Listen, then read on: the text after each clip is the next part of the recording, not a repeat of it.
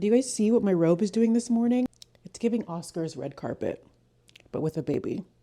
Let's make some bread. Okay, the last time I used my bread machine, everybody freaked out because I didn't actually let the machine cook the bread. So let me be clear. I'm just using the machine to make the dough, and then I'm going to bake the bread in the oven like I normally would. I'm using 1.5 cups of warm lactose-free milk. I'm not using lactose-free for any other reason that this is just what we drink in our house. This recipe will work as long as you're using real milk. It doesn't matter if it's 2% or whole. To the milk, I'm adding 1 tablespoon of sugar and 2.5 teaspoons of active yeast. I'm going to let this sit for 5 minutes until it bubbles. You can skip this step if you're 100% sure that you don't have dead yeast. Add 2 to 3 tablespoons of room temperature butter. On top of that, we're going to add in 3.5 cups of bread flour. If you don't have bread flour, you can use all-purpose flour.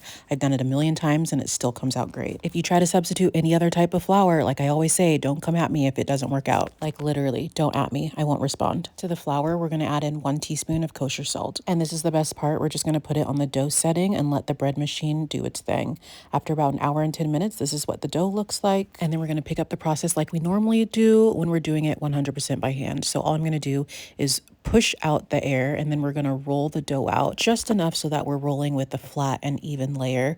Then we're going to roll the entire thing up just like a burrito and put it in a buttered pan. If you click around my page, you'll find exactly where you can get your own bread pan just like this one. Once we get it in the pan and covered, we're going to let this rise 1 second time for about 45 minutes. As your dough is rising, preheat your oven to about 350 degrees Fahrenheit. Your bread should cook for about 30 minutes, but I personally only take mine out when I see my desired color on the crust. Like, I'm sorry, but that is just perfection.